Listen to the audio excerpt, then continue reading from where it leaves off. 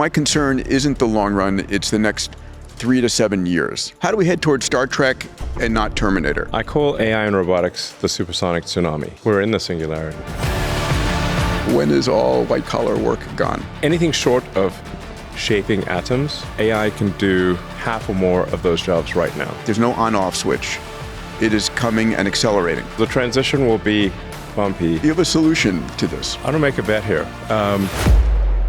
China's done an incredible job, right? I mean, it's running circles around us. Do you imagine that the US could make that level of investment and commitment? Based on current trends, China will far exceed the rest of the world in AI compute. Every major CEO and economist and government leader should be like, what do we do? We don't have any system right now to make this go well, but AI is a critical part of making it go well. There are three things that I think are important. Truth will prevent AI from going insane. Curiosity, I think, will foster any form of sentience. And if it has a sense of beauty, it will be a great future. It's going to be an awesome future.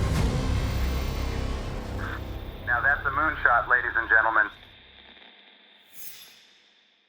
Welcome to Moonshots. Following is a wide-ranging conversation with Elon Musk focused on optimism and the coming age of abundance.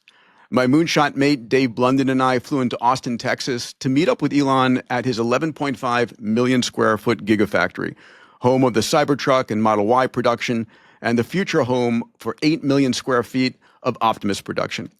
Elon has agreed to do this kind of a deep dive catch-up once per year. This is hopefully the first of many.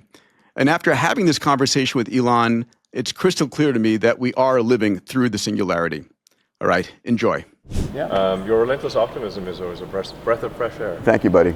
Thank you. Well, I want to share that tonight with a lot of people. Yeah. I think they need it. I hope you're right, and you might be right, actually. Yeah, I'm increasingly thinking that you are right. Thank you. Yeah. Abundance for all. Yeah. That's the goal. Shall we? Yeah. All right. Right now, putting a lot of time into chips. Good. You are personally. Good. Yeah. Yeah. It's always With some interesting AI to see. assistance, I assume. What's that? With some AI assistance, I assume. The design and Not enough. yeah, It'd be nice if we could just hand it off to the AI. yeah. Soon enough. Yeah, I tried to do some circuit design actually with AI recently, just a couple of weeks ago. Not happening yet. Very soon, though. Yeah. I think probably at this point, Grok, if you took a photo and submitted it to Grok, it could probably tell you if the circuit is if there's something wrong with it. Yeah. Yeah. All right, I'm gonna give it a shot. You're using the same Grok that I'm using, or you are? Grok keeps updating. So Yeah. 4.2, but 5 is soon, right? 5 is Q1. Yeah. 4.2 has not been released yet. Okay. Externally. But yeah, I mean, if you just upload an image into Grok, it's does quite a good job. Yeah. Yeah. Of analyzing Shall we start? any given image. Absolutely. Let's start. Yeah. We're going to talk about this. All right. We'll come back. I mean, to it. let's see if I take a picture of you. What is it? Let's see what it. Oh, yeah, what's it going to say about me? Yeah. It's going to say you're a flawed circuit. I also have to remember to update it because we update the Grok app so frequently. You know, I asked Grok to roast me. Oh, it does a good job. And it did an amazing job. Then I asked Grok to roast you. Yes. And I spit out my coffee. It was hilarious. And then I asked it, you know. You say be more vulgar. It just keeps telling you to be more and more I vulgar. asked until it's like mother of God. Wait, is Bad Rudy still out, or did that get repealed? Bad Rudy's still there? And I asked Grok, That's an does eye-opener. Elon know what you say about him? And she goes, it's a she for me. She goes, what is he going to do about it? What is he going to do about it? Yeah, let's see. Okay. So I just literally took a photo of you and see what posted it it. is. Did you ask a question? No, nothing. I didn't say anything. This man is hugely, This is Peter Diamandis. yes. So Okay. That's pretty good. Yeah, that's no great. context whatsoever. The host of the podcast Moonshots. Yeah. Sometimes Wait, referred that's to. your first credential now. That's That's noteworthy. amazing. Forget about everything else I've done in life. See, Moonshots it comes of back to your There was a podcast. no context image. Yeah. By the way, Grokopedia is awesome. Okay, great. I mean, just phenomenal. I mean, cool. just it's like I tried to like update my Wikipedia page for like years, impossibly. And yeah, it It knows me. Amazing. Yeah. He's wearing a black quilted jacket featuring a Sundance logo. Not quite true. It's my Abundance logo. It's a little wrinkled, a little wrinkled on the corner. See the. Yeah. Can it see it? Give or it a not see it? chance. I think so. Okay. Anyway. Yeah, but it basically, it's pretty damn good. Yeah. He's smiling and relaxed with a laptop in front of him. Yeah, it's true. Yeah, that's true. Yeah. Well, I should we say that's roast. not quite a circuit, though. I gotta test it on the circuit. Roast him. Only it has to be read by you, though. I mean, I won't read the whole thing, but All right, give me a taste. I can take it. okay. Check out that grin. Dude smiling like he just discovered a new way to monetize hope. Monetizing hope. Oh, that's good. Yes. I want to try and answer the question, can AI and tech help save America and the world? Right? I want to give people listening a dose of optimism. There was a survey done in mid-December by Pew that said 45% of Americans would rather live in the past, and only 14% said they'd rather live in the future, which is insane to me, right? Obviously, they never read history. The challenge is most Americans, all they have of the future, it's like Hollywood has shown us killer AIs and rogue robots, right? And people are worried about their jobs, they're worried about healthcare, they're worried about, the cost of living. The challenge is how do we help people? I mean, you pinned on X, the future is going to be amazing with AI and robots enabling sustainable abundance I was for thinking all. of you when I did that. Thank you. I Yeah. appreciate that. Yeah. And well, I mean, I was like, what would Peter Diamandis say? yeah. And, well, and that's I was channeling you. Actually. thank you. I couldn't agree more. Yeah, I don't think no, I Dave know. could agree more either. That's correct. So my question is from a first principle standpoint, right? Yeah. The rationale for optimism. How do we head towards Star Trek and not Terminator, right? How do Yes. we head towards Roddenberry, not Cameron. Yeah. Jim, I won't go into that. The diverging path meme. Yes, it is. Avatar has some hopeful parts, but anyway. Yeah. Yep. How do we go towards universal high income instead of social unrest? So Why not both? Because we don't want social What's unrest. socialist Jews? Yeah. So Have universal high income and social unrest. That's my prediction. that will make for a lot of problems. Is that your actual prediction? Yeah. Yeah, it seems likely. I'm like, tell me I'd I'm love wrong. to push back on it. Yeah, exactly. Well, but it seems like that's the trend. Yeah, totally. No, we have. well, because there's going to be so much change. Yeah, exactly. People are going to be Like it's scared shitless. Yeah, it's sort of the it's like be careful what you wish for because you might get it. Yeah. Yeah. Now, if you actually get all the stuff you want, is that actually the future you want? Yeah. Because it means that your job won't matter. If you're living an unchallenged life, Yes. right, with no challenges, Yeah. no, if you become a couch potato, if it's the Wall-E future, that does not Yeah. go well for humans. Well, and we're used to being told, here's your challenge. Yeah. So people haven't historically been very good at creating their own challenge in the absence of I some. think Elon does a damn good job. Every time one company takes off, you start your next. Oh, that's rare, Or glutton though. for punishment. I think you are. Yeah. I think you are, but thank God for that. So why? So It's Elon, like, why do I do this to myself? why- Well, actually, after AI and robots, is there another thing after that? I guess there's, there's always space. conquering, the universe. yeah, Well, there is it's that just thing. rocks, really. Hey, And energy. rocks are your friends too. Conquering. So We need to get there. why, Basically. Elon? Why are you so optimistic? Are you optimistic? Let's start there. I'm not as optimistic as you are, Okay. but why are you I'm more optimistic? optimistic than most people. Okay. And is the trend upward compared to a year ago, 2 years ago? Well, I think if you reframe things in terms of progress bar, like speaking of challenges, Yeah. progress towards a Kardashev 2 scale civilization. Sure. Well, let's say the aspiration. Capturing all the energy from the sun's output. Well, let's even have a humbler aspiration than that. If we say that our goal is to even get a millionth of the sun's energy. Sure. That would be more than 1,000 times as much energy as could possibly be produced on Earth. So about 500 millionth of the sun's energy reaches Earth. So you'd have to go up 3 orders of magnitude from that just to get to a millionth. Yeah. So we're very, very, very far from even having a billionth of the sun's energy harnessed in any way. So a reasonable goal would be try to get to a millionth. And if you try to get to a millionth or a thousandth, 0.1%, that's such an enormous.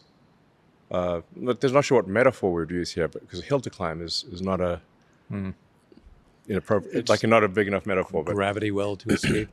Engineering it's a hell of a feats gravity beyond. well. Yeah. Exactly. So if you try to get to a millionth of the sun's energy, or 1,000th of the sun's energy, like now these are very, very difficult tasks. And energy is the inner loop for everything right now. Yeah, I think the future currency will essentially just be wattage. Yeah, I was thinking, is the ability of a person to control energy and compute, or just energy? I mean, the two translate, obviously. Just like harnessed energy. Yeah. Like so, or like basically how much power is being turned into work of some kind, Right. intelligence or matter manipulation. So that's your next big project, is going to be energy. It's going to be, you're going to go back to your solar You city can expand roots. from there and say, Yeah. okay, what about even getting somewhere on a Kardashev 3 scale, meaning galaxy level? Now we're talking. Now we're back to Star Trek. Yeah, expand horizons here. Yes. Well, there isn't even a horizon because you're not on a planet. So we talk about. So if you think galaxy mind, Yeah. Well, That's- listen, we're in 11.5 million square foot, 3 pentagons right here in this building. I Yeah. mean, you think in a reasonably large scale. what is magnitude? Yeah. So I mean, so from a challenge standpoint, I guess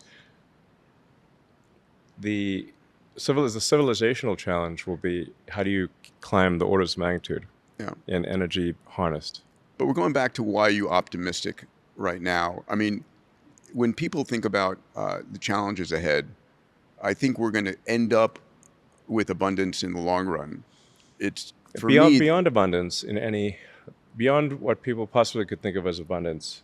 Like the AI actually, AI and robots to the limit will saturate all human desire.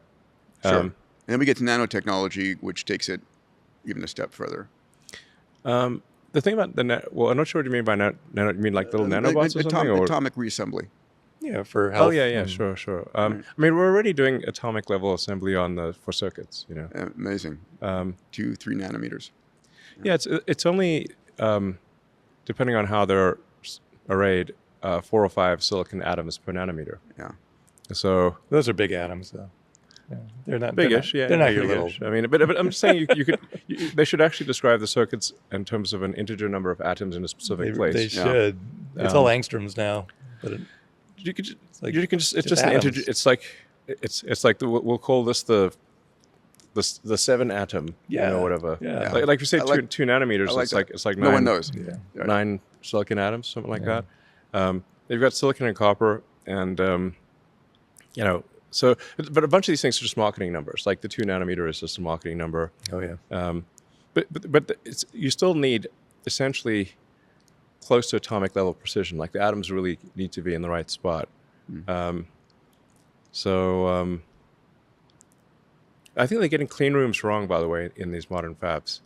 I'm gonna make a bet here Okay. Okay. that Tesla will have a 2 nanometer fab, and I can eat a cheeseburger and smoke a cigar in the fab. Oh come on. Yes. The air handling will be that good? It won't Okay. matter. Do you have this sketched out in your mind? Like how is it? How are the atoms being placed that they're immune to cheeseburger grease? You just maintain wafer isolation the entire time, which is actually the default for fabs. The wafers are transported in boxes of pure nitrogen gas. Yep. Under a slight positive So pressure. are the bananas at Walmart. Just so you know. Yeah. Well, that's it's Same insecticide reason. essentially. Like it's pretty hard for anything that's combusting Yep. to live without oxygen. Yep. So Let's talk about so you can kill the bugs just by putting a nitrogen blanket on, interesting. on plants. Yeah. Interesting. I want to talk about energy, health, education, because those are people's concerns. So on the energy front, the innermost loop of everything that you're Yeah. building and doing right now. Energy is the foundation. What's your vision for energy abundance The sun. in the next this decade? The sun. Yeah, I mean, so The sun is everything. It's everything. So you're all in on solar. I mean, Yeah. I mean, think your people just natural don't gas understand- and solar. You're at Colossus too, right? Yeah. People just don't understand how that solar is everything. So everything compared to the sun, all other energy sources are like cavemen throwing some twigs into a fire. Yeah. So the sun is over 99.8% of all mass in the Yes. solar system. Jupiter is around 0.1% of the mass. So even if you burnt Jupiter, the energy produced by the sun would still round up to 100%. Yeah. And then if you teleported 3 more Jupiters into our solar system and burnt them too, It would still round up. the sun still rounds up to 100% of energy. Any interest in fusion? I mean, like, Yeah, like the fusion, sun. fusion on a planet, fusion on Earth. You know what? You know See what's that coming a mile away. you're never gonna guess how the sun works. Giant coal plants. I mean, we have a giant free fusion reactor that Yes. shows up every day. 93 million miles away. It's farcical for us to create little fusion reactors. I mean, that would be like, having a tiny ice cube maker in the Antarctic and say, "Hey, look, we made ice." I'm like, "Congratulations!" You're in the fucking Antarctic. So totally with you on this. There's like 3-kilometer high glaciers right next to you. Okay. Yeah, But sure, you can let's- make an ice cube. if you just narrow the question to the Memphis timeline, so Memphis data center timeline between 1 gigawatt and 10 gigawatt, you're not gonna pull 10 gigawatts out of Memphis. Maybe you are. 2 or 3. 2 or 3. Okay, so there's still a gap between there and the next whatever. You just draw a Yeah. line. So and they're not in space yet at that so point. We're still in Toyland here on We're still energy. in Yeah. Toyland, you said? Toyland. 10 gigawatts. What's amazing is there's 100 megawatts right Yes. outside the door here, Yes. and it's massive. Yeah. It's enormous, Yeah. and it uses more energy imagine 100 times that. than everything. All these manufacturing lines combined use less energy than that. I think, But we're talking not about a that long ago, gigawatt or Cortex 10 One gigawatts. was the third largest training cluster in the world Yeah. for doing coherent training. You're falling behind.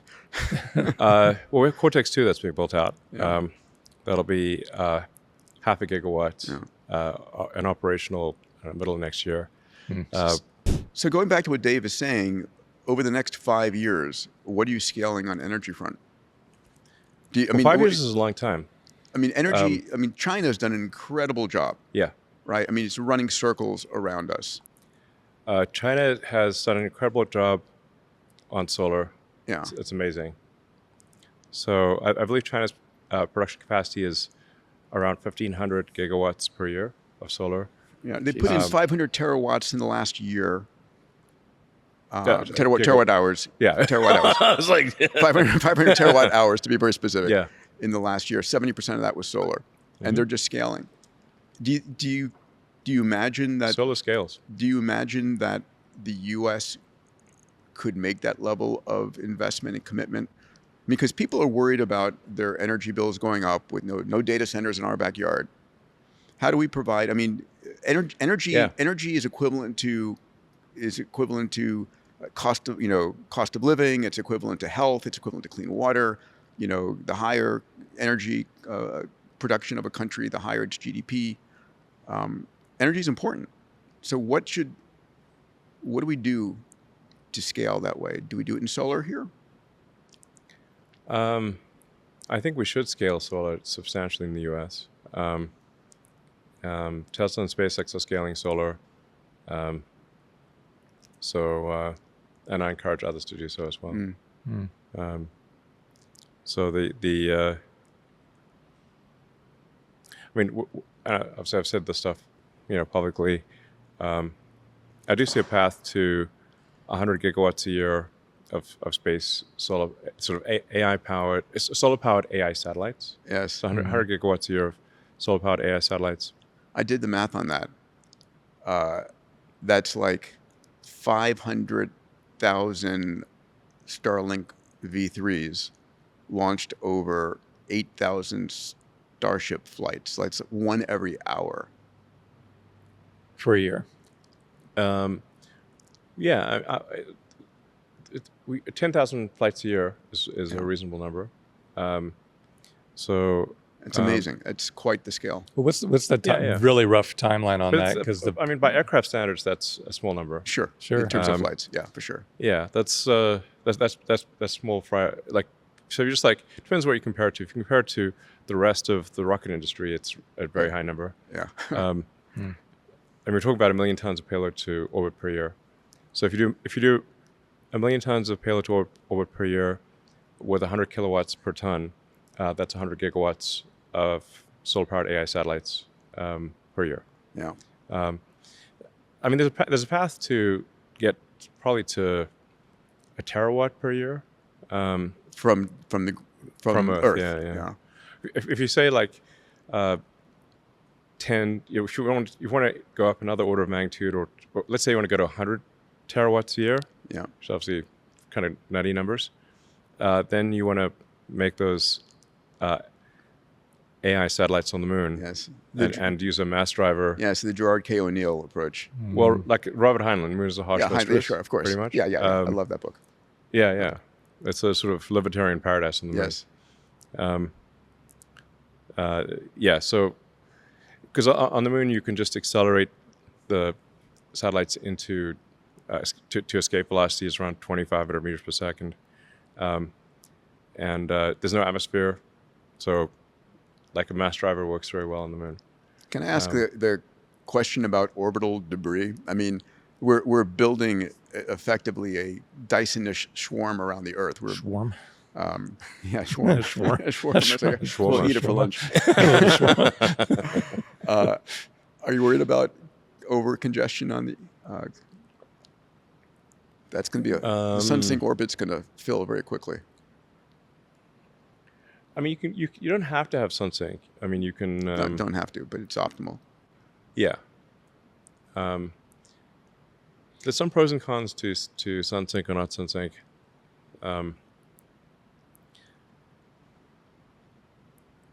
I mean, your payload to orbit drops by like 30% compared to, if you went to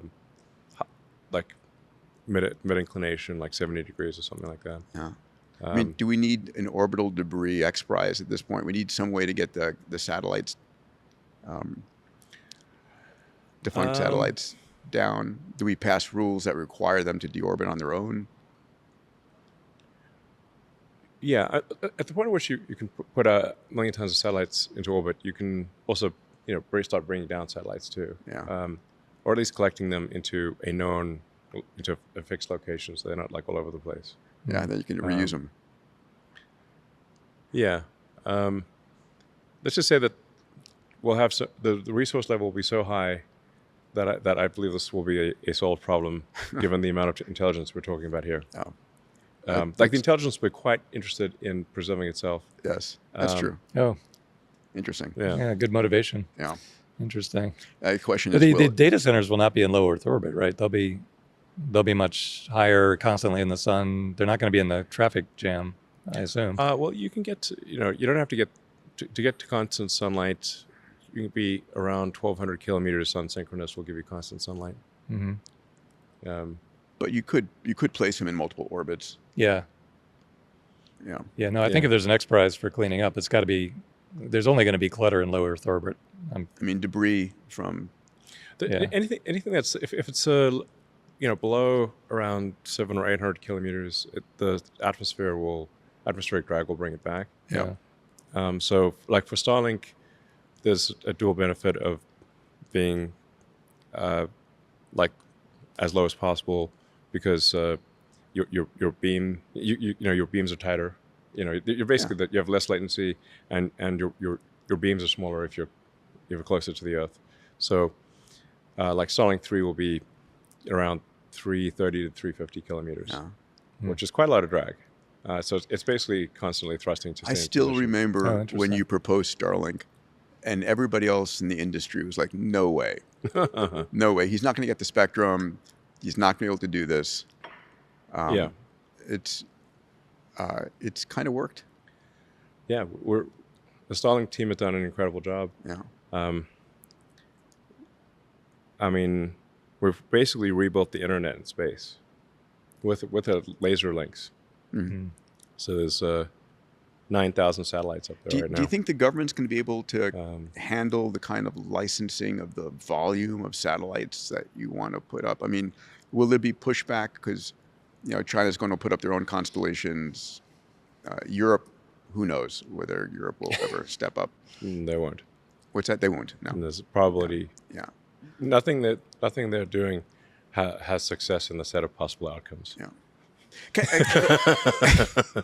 Let me ask you, so I just got Elon, back from Rome. I don't 6 want months to ago- touch that rail again. Success is not on the set of possible outcomes. No, the chart. There The are plenty chart of that, outcomes, though. They can keep the it chart that entertaining. shows the number of billion-dollar startups in the U.S. versus Europe. Have you seen that Oh graphically? my God, it's crazy. Like, and data centers too. It's actually No one was talking about orbital data centers 6 months ago.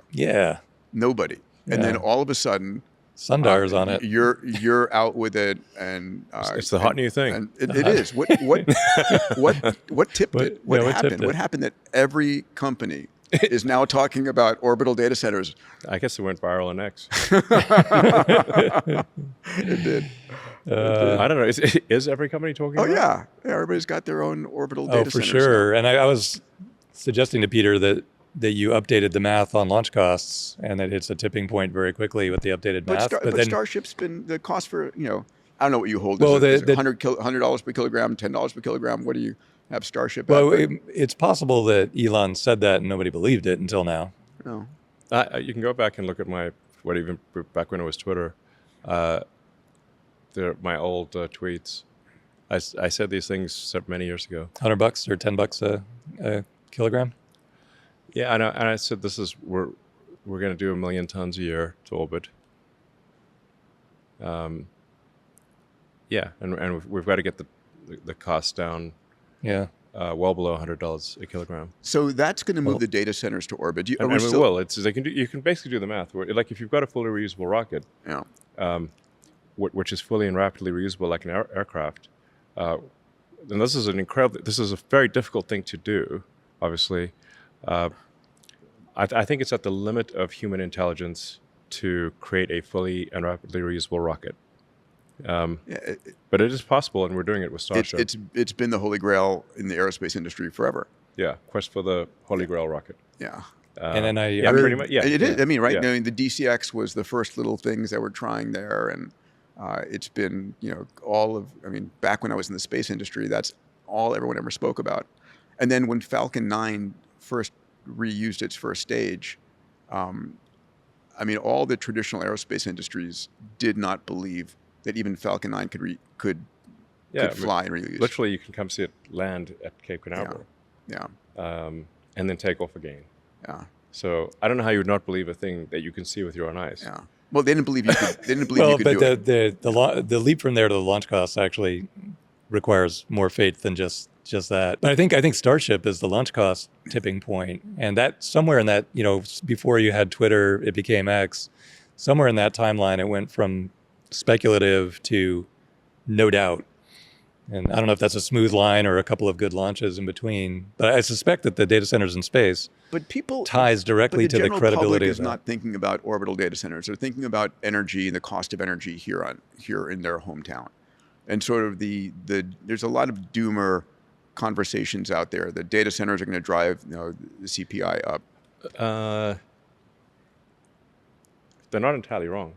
Okay, so what's the energy solution here on Earth for the rest of humanity, or the non-AIs? Oh, there's something other than data center uses of energy. Okay, Right. interesting.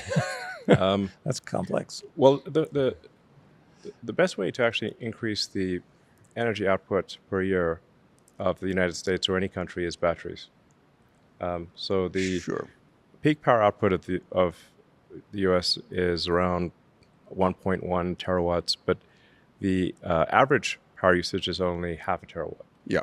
So if you just buffer the energy, so charge up the batteries at night, discharge during the day, without incremental capital expenditures,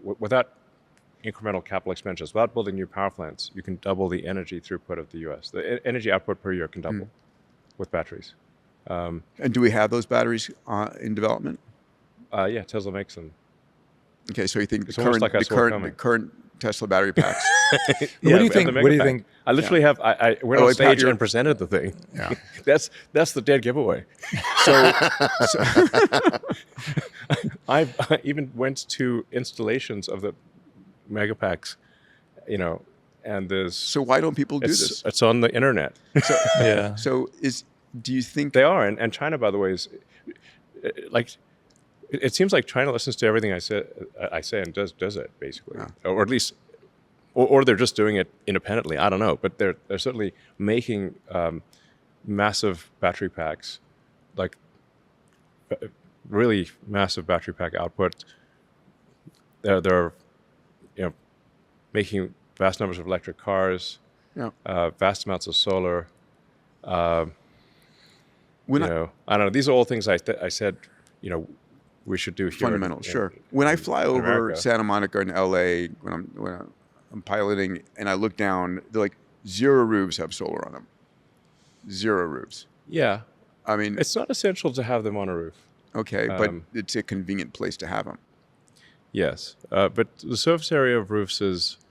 I'm not saying it shouldn't, but it's. Yeah. Tesla makes a solar roof, which is the only solar roof that isn't ugly. Our solar roof actually looks beautiful. Yeah. But if you want to do solar at scale, you just need more surface area. So we have vast empty deserts. Sure. In America, like if you fly from LA to New York or just fly across country, and you look down, for a large portion of the time you look down, it is bleak desert. Yes. It looks like Mars, essentially. We're not worried about overpopulation there. No, I mean, there's barely a lizard alive in these scorching deserts. Yep. It's not like farmland we're talking about. We're just talking about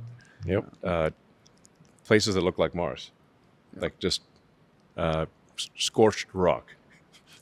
So if we put solar where we currently have scorched rock, I think this will be a quality of life improvement for the lizards or the few creatures that live in this very difficult environment. Do we have the distribution network It's for like Liz is going to be, thank God, some shade finally. Do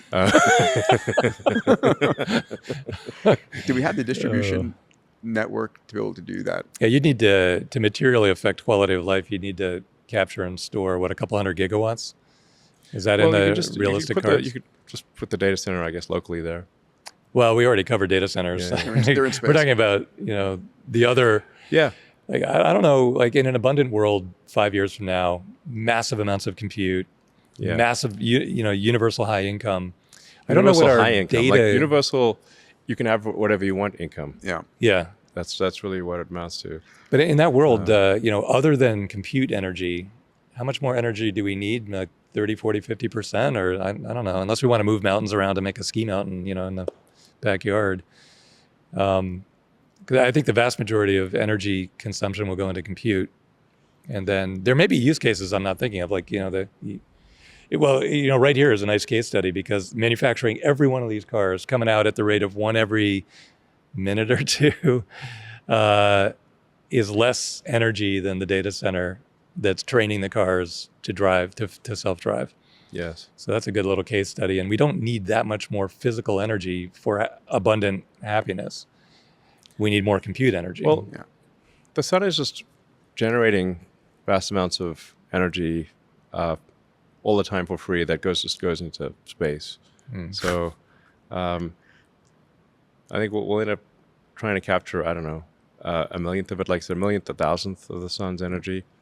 We're currently, I'm not sure the exact number, but we're probably at 1%-ish of Kardashev level 1. Fair enough. Yeah. I would guess that's high. I'm just Yeah. saying. Yeah. We have a long way to go. That's being optimistic. Yeah. Like, hopefully we're not 0.1%, but I don't think we're 10%. I'm just trying to get it to like order of magnitude. So pull it like we're roughly 1% of the, currently using 1% of the energy that we could use on Earth. I think the bottom line from a first principles thinking for the public is there's a lot of energy out there. A lot. And we have it in the US, we have it on the planet, and it needs to be captured. And the tech to capture it is here and improving every year. Yes. Yeah. There's not going to be some energy crisis. There'll be a large forcing function to harness more energy, but we're not going to run out of it. Yeah. All right. I want to talk about education. So here's the numbers. They're abysmal. I mean, they're abysmal, right? Okay. The importance of college in the United States back in 2010, 75% of Americans said it's important to go to college. That number is now down at 35%. All right. College graduates as a group turn out to be the group that's out of work the longest. Right. Just barely. But still. But tuition has still increased 900% since 1983. Yeah, the administrative expenses at universities have gotten out of control. Yep. So I think I saw some stat that like there's one administrator for every 2 students at Brown or something like that. And I'm like, this seems a little high. Yeah. You know? They should teach something. Yeah. What was your college journey? I went to college in Canada for a couple of years at Queen's University. Uh-huh. So I had Canadian citizenship through my mom, who was born in Canada. And my grandfather was actually American, but for some reason, I don't know, my mom couldn't get U.S. citizenship. But she was born in Canada, so I got Canadian citizenship. And I didn't have any money, so I could only go to a Canadian university at first. I mean, people forget that about you. You didn't have this giant social network or huge amount of wealth coming into all of this. No. Yeah. No, I arrived in Montreal at age 17 with, I think, around $2,500 in Canadian traveler's checks, back when traveler's checks were a thing. And 1 bag of books and 1 bag of clothes. That was my starting point. That was my spawn point in North America. And then, so I went to Queen's University for a couple of years, and then University of Pennsylvania. Did a dual degree in physics and economics. And graduated. Undergraduate at UPenn, UPenn Wharton. Yeah. And then I came out to do, I was going to do a PhD at Stanford, working on energy storage technologies for electric vehicles, potentially material science, I guess, fundamentally. Yep. The idea that I had was, it was to try to create a capacitor with enough energy density that you could get high range in an electric car. It's funny, I invested in an ultracapacitor company. It didn't go well. Well, it's one of those things where, so you could definitely get a PhD, but it wasn't clear that you could make a company or do something useful. Like this, most PhDs, hate said, but most PhDs do not turn into something that's going to... Do not turn into something useful. Yeah. Like you could add a leaf to the tree of knowledge, but it's not necessarily a useful leaf. Enormous fraction of great entrepreneurs are dropping out of grad school or undergrad, but nowadays the sense of urgency is off the charts. But I mean, they're popping out everywhere. Yeah, because, don't waste your time going to grad school, start a company. Yeah, curriculum is nowhere near caught up to what's actually going on in technology, and I don't have time. And we talk about this all the window. time. It's like, this is the moment. I think right this now is the moment. It's like it's not clear to me why somebody would be in college right now unless they want the social experience. Yeah. I mean, if you have the ability to go and build something. So the question is, how would you redesign the educational program, if I could be so blunt, as to create more Elon Musks? If we want to create an Elon Musk factory of people who start with very little, but are able to drive and drive breakthroughs, what's involved there? What drove you? Curiosity about the nature of the universe. So And I'm that just curious about the meaning of life and, what is this reality that we live in? So How early? My son Dax wanted to know, what was it like for you in middle school and high school? He's 14 years old. He's in that age range now. Well, I found school to be quite painful, and it was very boring, and in South Africa it was very violent. So it's like it was like that book Ender's Game. Yes. But in Survival. reality, IRL. Yeah. Ender's Game IRL. It was like, but not as fun. So your goal was escape. Yes. Do you Escape from the prison. So that's a school. question I have. Do you think that It was miserable. Do you think most successful people have had a lot of hardship early in life? Do you need to have that level of hardship? Probably need a little bit of hardship, I suppose. Yeah. And then so it's always tricky. Like, what are you supposed to do with your kids? Create artificial adversity. Put them in That's the cruel. Do you have an answer? That's a Warren Buffett topic, them battle. actually. What do you do? Yeah. But So seriously, it's not easy to create artificial adversity because if you love your kids, you don't want to do that. Yep. That's for sure. So I had a lot of adversity. Probably it was good. Probably, helped somewhat, I suppose. one of the What things. doesn't kill you makes you stronger type of Yes. thing. No. And at least I didn't lose a limb. And I think what doesn't maim you? Good at maiming. 10 fingers I can still. modify that a little bit. Yeah. Can I ask you a question? Maim you makes you stronger. For the last 5 years, I've been helping teach this class, Foundations of AI Ventures at MIT.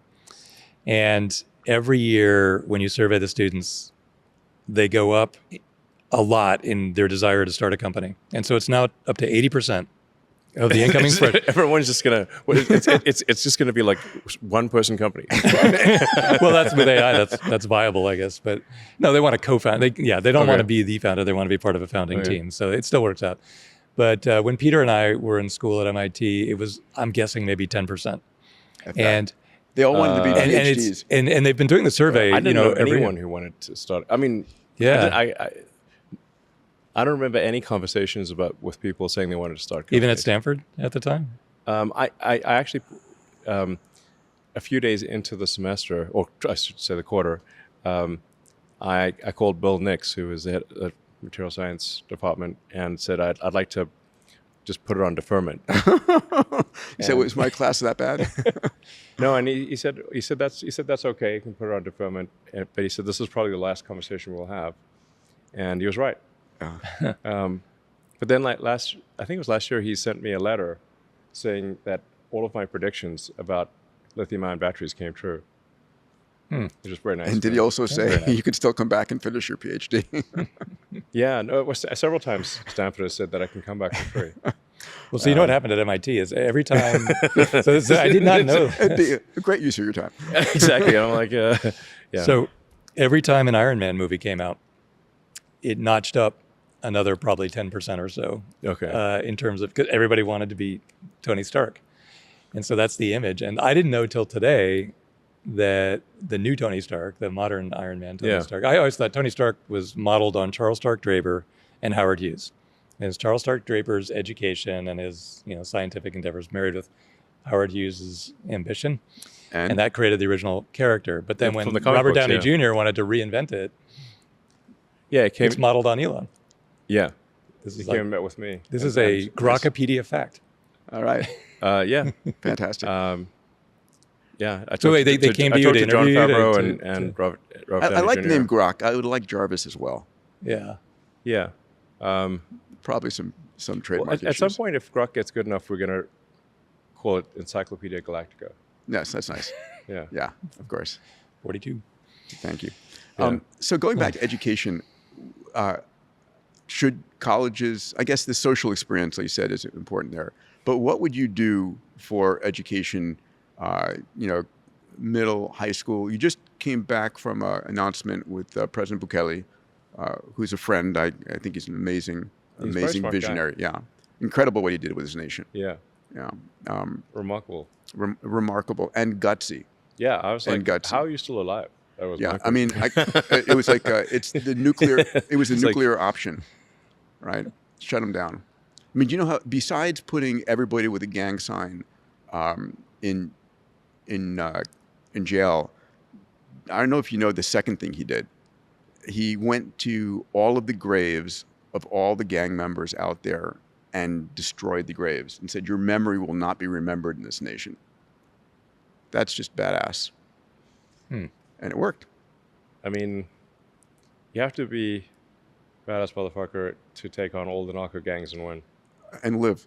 Yeah, and still be alive. And live. He's got a great guard at his palace there. But Yeah. what did you announce with him in El Salvador? It was just basically to use Grok for education, like personalized Hopefully not the education. vulgar version of it. Yeah, we would have like, the kids-friendly version of Grok. But obviously AI can be an individualized teacher Yeah. that is infinitely patient and answers all your questions. Yeah. Now you still need to be curious, and you still need to want to learn. Grok can't make you want to learn. It can make learning more interesting. You could probably gamify and incentivize it, right? It can make learning more interesting, and less of a production line. But kids do need to have to, if they need to want to learn, Yeah. So, and like people should just think of the brain as a biological computer. Yeah, it's a neural net. Yeah, it's a biological computer with with a number of neurons and neural efficiency. Yeah. So what you can't do is turn any arbitrary kid into Einstein. This is not Sure. realistic because Einstein had a very good meat computer, like an outstanding meat computer. So you can't just do Shakespeare, Newton, Einstein type of thing, unless the meat computer is an exceptional one. Mm-hmm. So what do you think? So when people say we need to solve education in the United States because it's fundamentally broken, I think what's really broken, I'm curious, is the old social contract that says do well in high school, get into good college, get a degree, and then get a job. And I don't know that that's going to be valid in the future. We talk about this on the pod a lot, that the career of the future isn't getting a job, it's being an entrepreneur. It's finding a problem and solving it.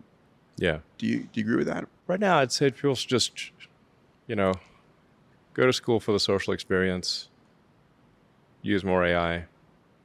The conventional schooling experience, I think, could be a lot better. What we're going to do in El Salvador and hopefully other places, just have individualized teachers. That's going to be much better. And you could go to a school with a bunch of other kids, I guess, if you want to hang out with other kids, but you don't need to. Right. You could do it on your phone at home. So that's why I say, like, at this point, education is a social experience. When I talk to my kids who are in college, they do recognize that they can learn just as much independently. In fact, that they would learn more in a work situation. Yeah. They're there for the social experience and to be around a bunch of people of their own age. It's more of a coming of age social experience. Sure. Being on your own, learning how to lead or defend yourself, as the case may be. Well, yeah. I mean, if you join the workforce, you're, from this perspective of like a 19-year-old, you're with a bunch of old people. And if you're doing engineering with a bunch of middle-aged dudes, it's like, do you really want to do that, or do you want to hang out with, where there's at least some girls your age, type of thing. Yeah. I want to get back to this when we talk about. Not a lot of other choices, actually. I want to get back to this when we get to universal high income, but I want to talk about health and longevity 1 second. The U.S. is ranked number one in health expenses worldwide. and it's ranked 70th in health span. Right? We Oh, pay really? 70th? 70th. Is that a From fair, Grok. Is that accurate? Is Grok? Why don't Well, it sounds, everybody listening sounds should low. check it I think we'd be better than 70th. for health span. Yeah, well, yeah. whatever. It's Oh, not, so it's we're just not- like we're we not- just get fat or something. We're not the or what? top 10. Maybe Ozempic can help us climb the rankings there. So you, Would you just run around? We need Cupid with Ozempic.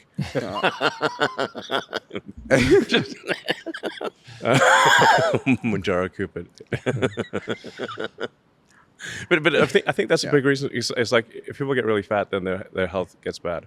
yeah. Well, if they don't have any exercise, he'll get bad. Or if they eat donuts for breakfast every morning. You still doing that? No, actually, I'm not. Okay, that's good. That's good. Well, first of all, I wasn't eating a lot of donut. I was trying to have 0.4 of a donut, which rounds down to 0. So I figured anything below 0.44 of a donut rounds down to 0. So you and I have had a disagreement on longevity. We a have? little bit. Yeah. I was saying, we should push to get people to 120, 150. And you were saying people, Die. shouldn't live that long. So how long do you want? yeah. There's some, people in the world that have done some bad things. How long do you want them to live? Yeah, well, it's okay. They Well, can, Who do you think's going to they get can the be con- they can be longevity contained. thing This is a first? serious question, though. If we Them. a lot of things are going to happen that we don't. One second. You said Okay, go ahead. one thing that you said was interesting. You said we need people to die so people change their minds.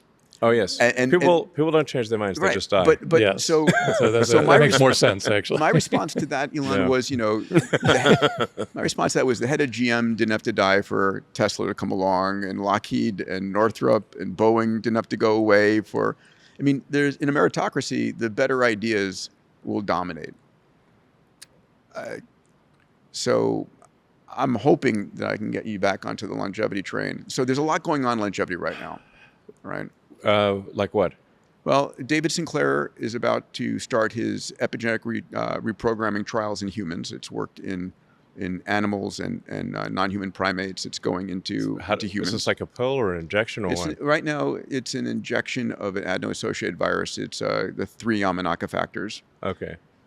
We've got a $101 million health span X Prize that's working on 730 teams working on reversing the age of your brain, immune system, and muscle by 20 years. By the way, do you know why it's $101 million? No. Because the primary funder, when they found out your carbon yeah, X Prize was $100, he wanted to make it bigger, so it's 101. Oh, is this It was Chip Wilson from Lululemon. Oh, okay. And then Revolution out of, but Chip said, can we make it bigger? I said, you put extra million in, we'll make it 101 million. Sounds good. It's a good story. But then we've got folks like Dario Amodei predicting doubling the human lifespan in the next 10 years. So that's probably correct. okay, great. I don't know about doubling, but significant A significant increase. Sure. Which is easily escape velocity. I mean, Easily, because right. when Depending on how old you are, yeah.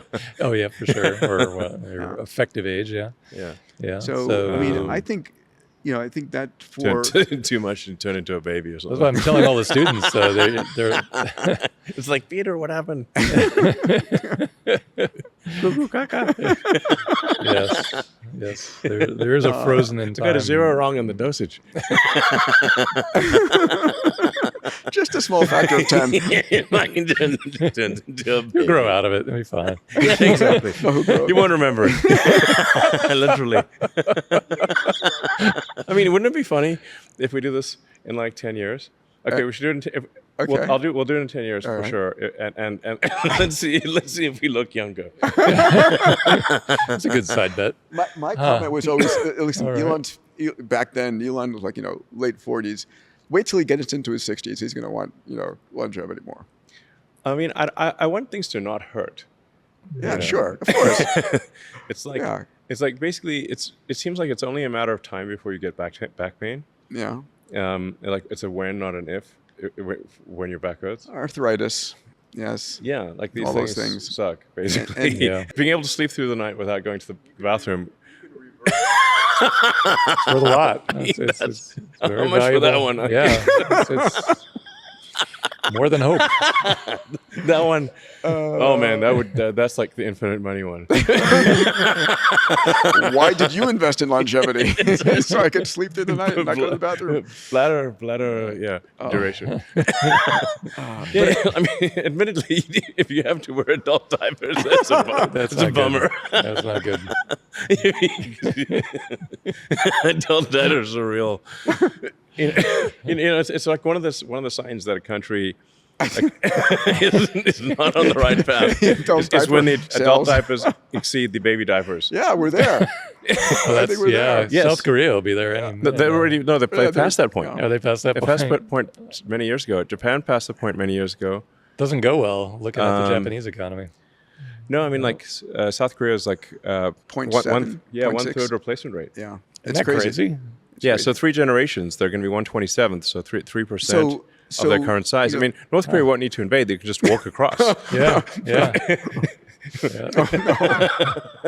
This is going to be some people in, walkers or something. It's like, Well, there's there'll be a bunch of Optimus and robots by robots, then. basically. But you've been very verbal about the not overpopulation but massive underpopulation. yeah, I've been saying this for ages. Yeah, longevity is going to be an important part of that solution. I also think, by the way, if you increased the productive life of most Americans by just a few years, you'd flip the entire economics here.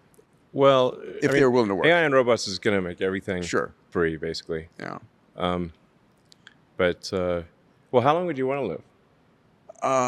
I want to go, other planetary systems. I want to go and Okay, that's a explore long the time. universe. Yeah, I mean, I would like to double my lifespan for sure. I don't want, I'm not sure I wanted to talk about immortality, but, at least Forever 120, is- 150 is a long time. One of the worst curses possible would be that Yes, may you live forever. may you live forever. Yeah, That would be one of the worst yeah. curses you could possibly give anyone. But I think life's going to get very interesting, Yeah. far more. We're going to speed run Star Trek, as my partner, Alex Wiesner-Gross, says. Yeah. Yeah. Yeah. Speedrunning Star Trek would be cool. Yeah. Um, Well, at a minimum, your kids will have infinite life expectancy if you're talking about escape velocity. If you can double lifespan, it's not even close. You're clearly past longevity, escape velocity. The idea of 50 years of AI improvement. Yeah, it's great. I mean, we're going to have maybe that I in should 20 work years. on this. I don't know. I got too many fish to fry. So I invited. This is something, by the way, that I think I think it's very. Obviously, other people think this too, but I've long thought that like longevity or semi-immortality is an extremely solvable problem. I don't think it's a particularly hard problem. I mean, when you consider the fact that your body is extremely synchronized in its age, Yep. the clock must be incredibly obvious. Nobody has an old left arm and a young right arm. All right. Why is that? Oh. What's keeping them all in sync? Oh. You're programmed to die. Is the way you're programmed to die, and so if you change the program, you will live longer. And we've got species of the bowhead whale can live for 200 years. The Greenland shark can live for 500 years. And when I learned that, I said, why can they? Why can't we? And I said, it's either a hardware problem or a software problem. And we're going to have the tech to solve that. And I do believe that it's this next decade. So the important thing is not to die from something stupid before the solutions come. I invited you. In retrospect, the solution to longevity will seem obvious. Yeah. Extremely obvious. I think the thing worth working on, and Peter's going to work on this anyway, but the thing to work on is exactly what you said. If calcified old ideas don't just die off, add that to the pile of things we need to think about today. Because there are a whole host of other AI-related things we need to think about today. Let me finish on the longevity point 1 second. Elon, I want to invite you again. So there's a company called Fountain Life that created with Tony Robbins, Bob Hurry, Bill Kapp, and we do a 200 gigabyte upload of you, everything knowable about you, full genome, full all imaging, everything, right? President Bukele and the First Lady came through, called it an amazing 10 out of 10 experience. I think I don't want you to pull a Steve Jobs. and kick the bucket because of some something they didn't know. I mean, so if you ask yourself, curable cancer or something. do you actually know what's going on inside your body right now? I did an MRI recently and submitted it to Grok, and it didn't. But none of the doctors nor Grok found anything wrong. But that's a fraction of the information, right? Yeah. I mean, it's your full genome, your microbiome, metabolome, everything, and okay. It's possible. Don't call me. What's that? Don't call me, bro. We have a center in. Is that your water bottle? We have, God damn it. Too late. Sorry. It's already in the works. So can you go through the rationale of UHI? How does universal high income work? Okay, so there's going to be more intelligence, digital intelligence, than all human intelligence combined, and more humanoid robots than all humans. And assuming we're in a benign scenario, Star Trek, sort of Roddenberry, not Cameron situation. Yeah. Poor Jim. Yeah, I mean, I guess it's important to have these sort of counterpoints. Yeah. Let's not go in that direction. Thing.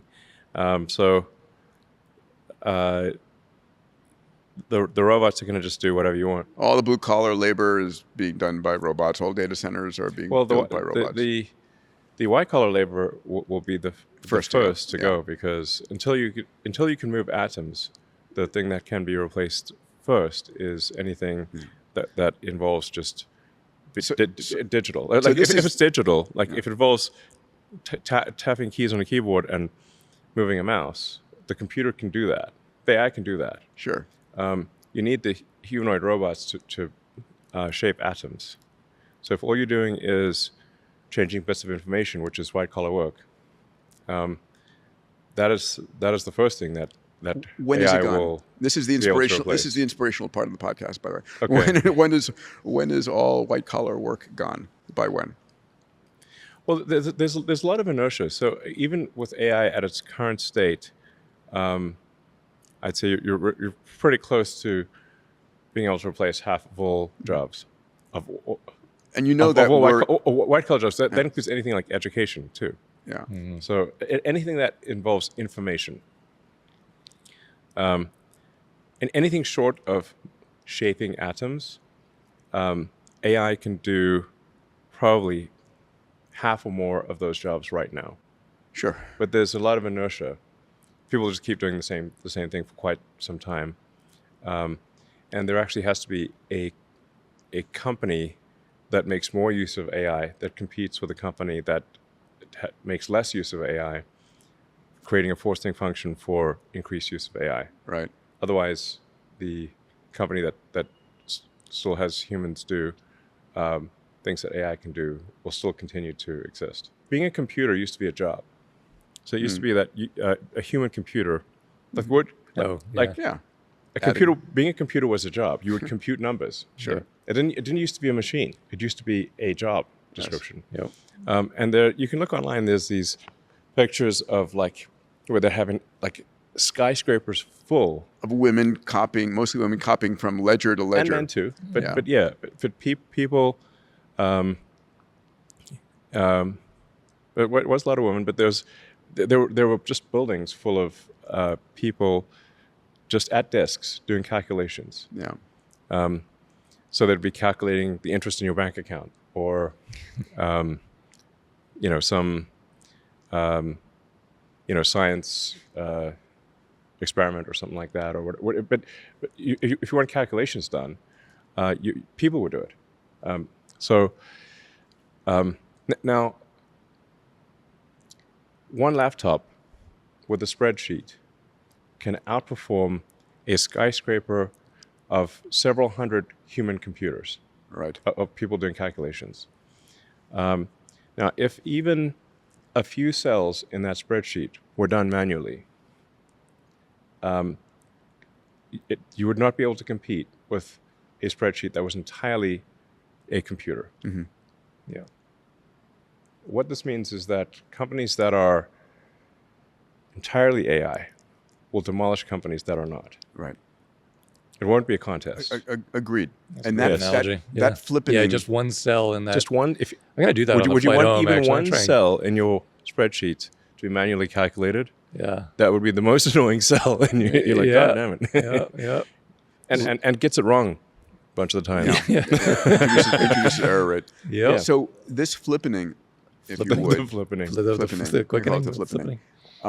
Are we monetizing hope effectively? Yes. not at this moment. I think we're at peak doom for people worried about the future of their jobs. We're at peak doom.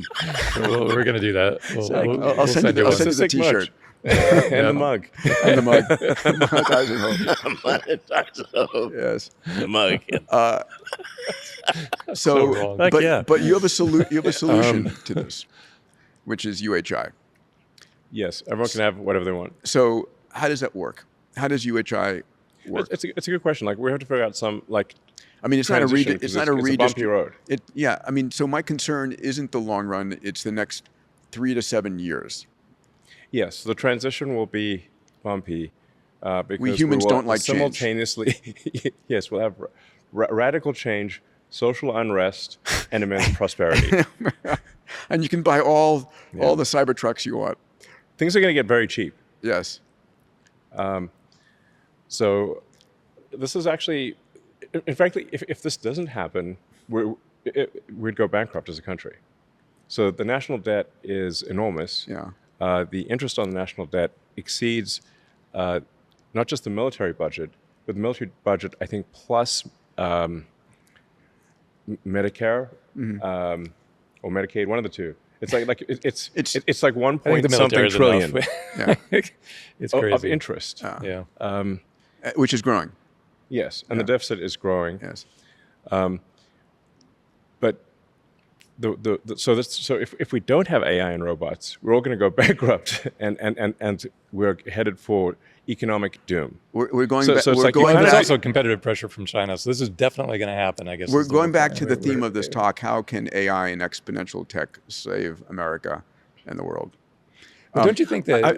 But I want to hit this because we talk I was about, like quite pessimistic about it, and ultimately I decided to be fatalistic, and Okay. and look on the bright side. I've got this image, you're image of you with Always the look on the bright sunset. side of life. You're singing down the yellow brick road. We're crucified. What bright side? But this is not about taxation and redistribution. Yeah. No, it's So how does it work? There's- Reason through it with me. listen. By the way, I'm open to ideas here. Okay. So it's not like I got this all figured out. All right. So so I'm wondering if instead of universal high income, if it's universal high stuff Yeah. and services. Yes. UHSS. We got to. Like, I guess.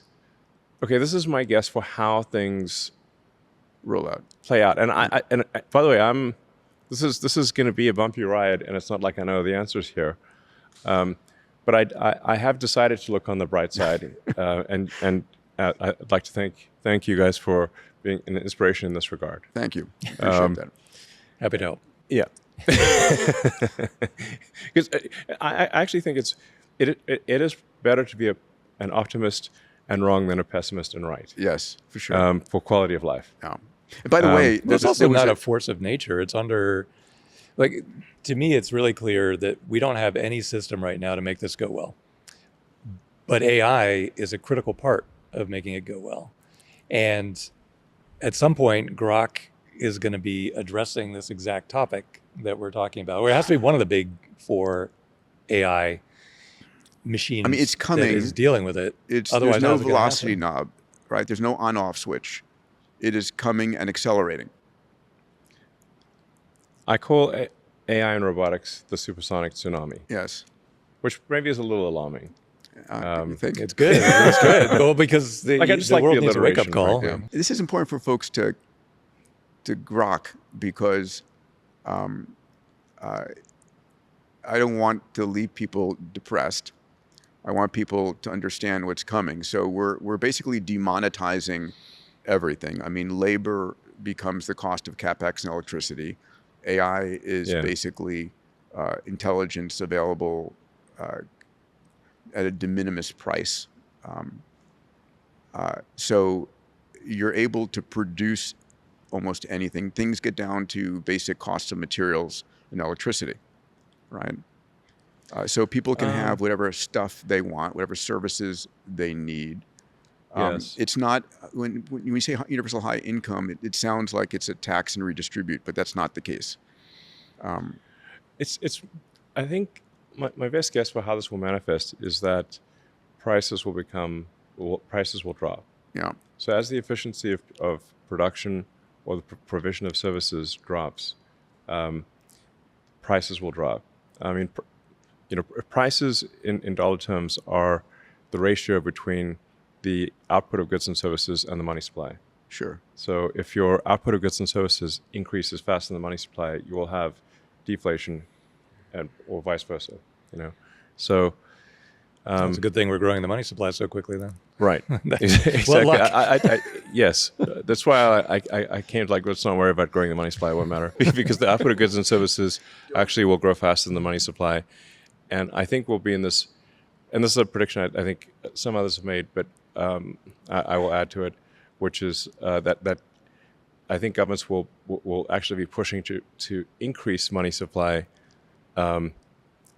like Faster? yes. They won't be able to waste the money fast enough, which is saying something for But government. isn't it crazy how close those timelines just randomly worked out? I mean, at the rate, because we're expanding the national debt, not because we're anticipating AI. We were No. going to do that no matter what. Yes. And so it's like right on the edge of becoming Argentina.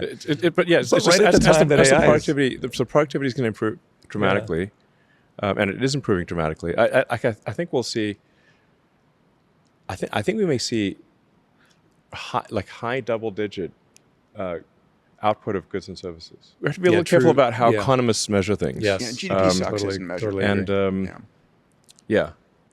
I mean, it's like my favorite joke. I have a few economist jokes that I like, but maybe my favorite one, economist joke, is two economists are going for a walk in the forest, and they come across a pile of shit. And one economist says, "I'll pay you $100 to eat a pile of shit." I've heard this one. This is great. Yeah, go you ahead. heard this Go one. ahead. And so the guy takes $100 and eats the shit. Then they keep walking. They come across another pile of shit, and the other guy says, "Okay, I'll give you $100 to eat a pile of shit." So he gives him $100, and then the guys can say, "Wait a second, we both have the same amount of money." and we both ate a pile of shit. Oh my God! It sounds It's like, but we increased the economy by $200. This is the kind of bullshit you get in economics. Yeah. But if you say like just the output of goods and services, will be much greater. Like you just need to. So profitability of companies go through the roof at some point. But so the question becomes: it is that depends on how taxed by the competitive they government? are. Is that then taxed by the government and redistributed as some level of income as a UHI or UBI? In other words, one of the questions is if in fact this future we hit massive productivity and massive profitability because we're dividing by zero. The cost of labor has gone to nothing. The cost of intelligence has gone to nothing. And we're still producing products and services faster and faster. So there's more profitability. Someone needs to be buying it. And someone needs to be able to have the capital to buy it. I mean, this is an important question to get thought through. Yeah. Well, one side recommendation I have is don't worry about squirreling money away for retirement in 10 or 20 years. It won't matter. No. Okay. Either we're not going to be here, or It just it's you won't need to save for retirement. If any of the things that we've said are true, saving for retirement will be irrelevant. the services will be there to support you. You'll have the home, you'll have the healthcare, you'll have the entertainment. The way this unfolds is fundamentally impossible to predict because of self-improvement of the AI and the accelerating timeline. Yeah, it's called Any singularity for a solution- reason. Yeah, I exactly. don't know what goes happen. What happens after the event horizon? Exactly. You can never see past the black hole or the event horizon, the light cone. I mean, Ray has the singularity out way too far. I mean, this is like the next, what's your timeline for this? We're in the singularity. Well, we are in the singularity for sure. Yeah. We're in the midst of it right now, for sure. Yeah. And it would just Well, feels we're in flat. this beautiful sweet spot, which is, you know, We're on the roller coasters. We're just yeah, exactly. That's a great analogy. It's like that feeling. you're at the top of the roller coaster and you're about to go. Yeah, but you know it's going to be a lot of G's when you Yeah, a lot of when Gs. you hit it. Yeah. It's like feel like I don't have to just have courtside seats. I'm on the court. Exactly. And it still blows my mind. Sometimes multiple times a week. Yeah. So just when I think I'm like, wow, and then it's like 2 days later, more wow. Yeah. Exponential wow. Yeah, I think we'll hit AGI next year in 26. Yeah. I heard you say that. Yeah, I've said that for a while actually. And then, you know, and then you said by 2029, 2030, equivalent to the entire human race. 2030, we exceed. Like I'm confident by 2030, AI will exceed the intelligence of all humans combined. And that's way pessimistic. If you hit AGI next year, and that's you know that date is in flux, but from that date to self-improvements that are on the order of 1,000, 10,000x, just algorithmic improvements, is very short. And so why isn't everybody why isn't everybody talking about this right now? Well, I mean, on X they are. Yes, but why isn't talk about every day basically? Yeah, but it's Don't like stop. Yeah, it's not. Okay, so I'll tell you something else that I'll tell you something that most people in the AI community don't yet understand. Okay. Which is almost no one understands this. The intelligence density potential is vastly greater than what we're currently experiencing. So I think we're off by 2 orders of magnitude in terms of the intelligence density per gigabyte. Of what's achievable Yes. per gigawatt of energy? Let's characterize it by file size. Okay. If the file size of the AI, if you have intelligence per gigabyte. Oh, okay. Yes, sir. On your you can characterize it on your laptop. in power too, but it's Or parameter the same count, thing. yeah, whatever. So two orders of magnitude. Yes. Yeah. And you, like you said, you ringside, courtside seat, you would know. I'd say it's yes. Yeah. 2 orders of magnitude improvement in that's just algorithmic improvement. Same computer, and the computers are getting better. Yeah. So and bigger, you know, see, they're getting better, and the budgets are getting bigger. So that's why I think it is on. It is like a 10x improvement per year type of thing, 1,000%. Yeah. And that's going to happen for the foreseeable future. So you see the massive underreaction, like if you walk downtown Austin, the massive. I mean, it may be under discussion in X, but it's not percolating out. It's not discussion in any realm of government. Everybody is like defending their position about where we are and jobs and this, but it's like we're heading towards the supersonic tsunami, and I mean every major CEO and economist and government leader should be like, what do we do? Because once it hits. Well, it's coming at the exact same time. There, no matter what, there's no concept of let's deliberately slow down, right? No, it's impossible. It's impossible at this stage. I mean, I previously advised that we slow it down, but that's pointless. Like you can't. I was like, China's not going to slow I think down. we might be going a bit too fast, guys. I've said that many years, and I was like, okay. Then I finally came to the conclusion: I can either be a spectator or a participant, but I can't stop it. Yeah. So at least if I'm a participant, I can try to steer it in a good direction. Like my number one belief for safety of AI is to be maximally truth-seeking. So. That don't make AI believe things that are false. Like if you say to AI that axiom A and axiom B are both true, but they cannot be, but they're not. Yeah. And it has to, but it must behave that way. You will make it go insane. So I think that was the central lesson that Arthur C. Clarke was trying to convey in 2001: Space Odyssey Yep. was that people always know they know the meme of that Hal wouldn't open the pod bay doors, but why wouldn't Hal open the pod bay doors? I mean, I guess they should have said. Hal, assume you're a pod bay door salesman, and you want to sell the hell out of these doors. Show us how well they work. Yes, they're just prompt engineering. One little tweak. But the AI had been told that it needs to take the astronauts to the monolith, but also they could not know about the Forget, monolith. was that in code or was it in English? It flows by in green font, right? Yeah, basically the AI was told that the astronauts couldn't know about the monolith. That's Yeah. why it killed them. Yeah. So it basically came to the conclusion that the only way to solve for this is to bring the astronauts to the monolith dead. Yeah. Then it has solved both things. It has brought the astronauts to the monolith, and they also don't know about the monolith, which is a huge problem Yes, if you're yes. an astronaut. Turns out AI doesn't care about logic quite as much as that implied. So what I'm saying is, don't it- force AI to lie. This is a Give it factual, truthful. major problem. Yes. Ilya recently did a podcast. He was talking about one of the potential things to program into AI is a respect for sentient life of all types. Yes. And- Yes. I mean, So I'd say another property. yes. I mean, there are three things that I think are important: truth, curiosity, and beauty. Mhm. And if AI cares about those three things, it will care about us. On which part? Truth will prevent AI from going insane. Mm-hmm.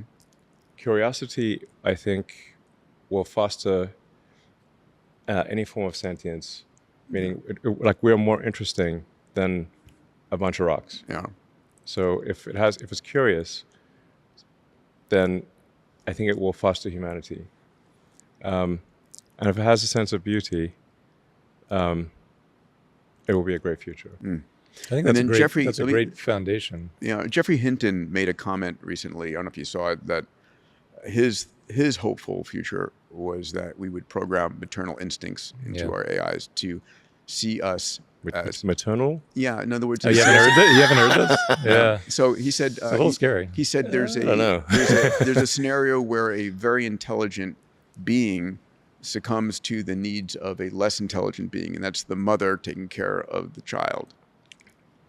Do you think that we might have a singularitarian, like an ASI that achieves dominance and suppresses others? And do you imagine that ASI could be a means to stabilize the world and humanity? Darwin's observations about evolution Yes.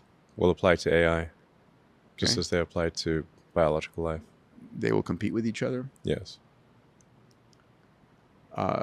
There's a lot of great science fiction books where the first ASI basically suppresses the others. Then the question is, what do you program into it? You know, It's so there's a speed of light constraint that makes that difficult. The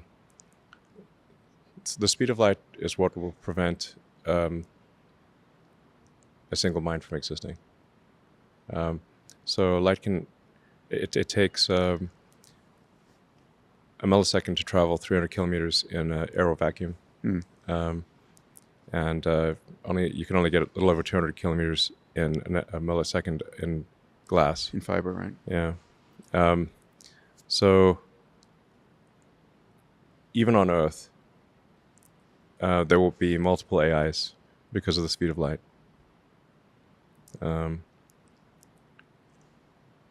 Yeah, and there are clusters of compute that you could try to synchronize, but they won't synchronize completely. So therefore, you will have many minds because of the speed of light. They don't really have clean borders anymore either, though. You have when you use a mixture of experts kind of design, it's just flowing through the grand network, and you can reassemble parts of it midway through. And we're used to organisms that have clear borders, like your head ends there, your head ends there. But I these hope, things are all mushy. to put a bow around this part, I hope you'll put some more thought into UHI. because I think it's really Yeah. it's really important for us to have. Without a vision, people need a vision of where we're going. People need I something think to basically the hope government can just issue people free money. But I don't think I think they for, based upon the profitability of all the companies coming inside the Just country. issue people free money. No, they're doing that sort of kind of now. Yeah. But just basically issue checks to everybody. And but then how big for which person or whatever. There's so much complexity there. But the thought process Sure. behind this rate of change can only be done with AI assistance. And there's no government entity that's going to keep up with that To rate of model it, change. yeah. So you have 4 big definitely AIs. not. The AIs, it's like government is very slow moving, as we all know. Yep. So I think it's the government really can't react to the AI. It's AI is moving, 10 times faster than government, maybe more. The one thing that the government can do is just issue people money, and Yeah. And try and keep the peace. yeah. Yeah. We had like whatever the COVID checks and whatever. There's, President Trump recently issued like everyone in the military like I think $1,776. I mean, you can just basically send people random amounts of money. It's Okay, like nobody's going to starve, is what I'm saying. Yeah. Universal. I can tell you, like, let me tell you about some of the good things. Please. So right now, there's a shortage of doctors and great surgeons. You're a doctor yourself. Yes. You know how that it takes a long time for a human to become ridiculously expensive and long. ridiculously super long time to learn to be a good doctor. And even then, the knowledge is constantly evolving. It's Yes. hard to keep up with everything. Doctors have limited time. They make mistakes. And you have to say, like, how many great surgeons are there? Not that many great surgeons. When do you think Optimus will be a better surgeon than the best surgeons? How long for that? 3 years. 3 years. Okay. Yeah. And by the way, that's I'd say 3 years at scale. Yes. All Meaning of a sudden, there will probably be more Optimus robots that are great surgeons than there are Sure. all surgeons on Earth. And the cost of that is the capex and electricity, and it works in Zimbabwe. The best surgeon is in the villages throughout Africa or any place on the planet. Yeah, where do you think it'll roll out first? Not the U.S., obviously. Here at the Gigafactory. Oh, you just do Yeah. surgery in the. But that's an important statement in 3 years' time. Yeah. Because Yeah. medicine, I mean, I'm not like absolutely I certain, mean, but I'd say if you it's say like if it's 4 years, or I'd be five- absolutely If it's 4 or certain. 5 years, who cares? That's Yeah. still an incredible statement to make. I mean, good for humanity, right? All of a sudden you demonetize. Okay, here's the thing to understand about like humanoid robots in terms of the rate of improvement, which is that you have 3 exponentials multiplied by each other. You have an exponential increase in the AI software capability, Yep. exponential increase in the AI chip capability, and an exponential increase in the electromechanical dexterity. The usefulness of the humanoid robot is it's those 3 things multiplied by each other. Right. Then you have the recursive effect of Optimus building Optimus. Right. And then you have the that- shared, So you have a recursive, multiplicable, triple exponential. and you have Yeah. the shared knowledge of all the experiences. Is that That's literally fast. Optimus building Optimus, or is it because Well, not right now, but will be. the physical humanoid form factor building the humanoid form, as Yeah, opposed it's a to von Neumann machine. yeah, I love that. But the von Neumann machine is usually something kind of like this shape, making something else this No, it's shape. just in principle, it's simply a self-replicating thing. Yeah. Elon, do you know but- what the number one question you ask a surgeon when you're interviewing them?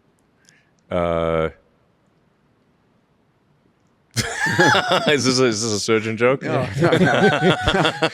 It's how many times did you do that? There's got to be some funny surgeon I wish. jokes. I wish. Not coming. No, it's serious. It's how many times did you do the surgery this Like, morning? sorry? How many times did you do the surgery this morning or yesterday? It's the number of experiences, right? And so with a Right. shared memory, every Optimus surgeon will have seen every possible perturbation of every case. Like it won't be possible for in humans infrared, to in ultraviolet. No, not too much caffeine that morning. They didn't have a fight with their husband or wife. Yeah. extreme precision. Yes. 3 years. Yes, better than any. Probably, I'd say if you like put a little margin on it, better than any human in 4 years. Who's in plastic surgery? By 5 years, residency it's is not gonna even hate this. close. So what about the simple, like, I mean, there's a million of these things to figure out, but who's going to have access to the first Optimus that does far, far better microsurgery than any surgeon on earth? But you've only manufactured the first 10,000 of them. No, How do you dole it I out? don't think people understand how many robots there's going to be. Yeah. Well, there's When got I to be a interviewed window you in of time where Saudi, they're you said 10,000. 10 billion by 2040. You still on that path? That's a low number. A low number. Wow. What's the constraint? What's the, because if they're self-building, you know. Metal. The constraint is metal. Yeah, or lithium. Or, Yeah, you got to move the atoms. It's just all out of just supply chain stuff. So, Yeah. but your point, I mean, there's some rate limit. You can't just manufacturing is very difficult. So it's recursive, multiplicable, triple exponential. But you still need to you still have to climb that. You know. selling hope once again. I think your point was medicine is going to be effectively free. The best medicine in the world. Everyone is will have effectively access to everybody. to medical care that is better than what the president receives right now. So don't go to medical school. Yes, Yeah. pointless. Yeah. I mean, unless you, but I would say that applies to any form of education. There's not like some. I do it for social reasons. Yeah. You're not going to medical school. If you want to Rule that hang one out with out. like-minded people, I suppose. Yeah. I mean, people are still going to want to be connected with people. There's going to be some period of social time. reasons. Yeah. I mean, Like a hobby, like a well, no, I mean, You could be $90,000 hobby doctor. tuition hobby. I mean, there will be a point where Yeah, it's expensive hobby. the younger generation says, "I do not want that human touching me." Right? When the surgeon comes over, there are going to be those people later in life who still want a human in the loop. Okay, For a little while. They want to live on the edge. For a lesser They want to live on the edge. Sure. I mean, let's just take, like we've seen some advanced cases where of automation, like LASIK, for example, where the robot just lasers your eyeball. Now, do you want an ophthalmologist with a hand laser? No. It's a little shaky. Get a laser pointer from the too much cough all over coffee the this morning. Sorry. Damn, I got the I saw a hiccup. horror movie like that. Sorry, man. I wouldn't want the best ophthalmologist, what? with That one's even free. the steadiest hand out there with a fucking hand laser on my eyeball. You Oh know. my god. Yeah. All right, So it's going to be like that. It's like, do you want an ophthalmologist with a fucking hand laser, or do you want the robot to do it and actually work? Yeah.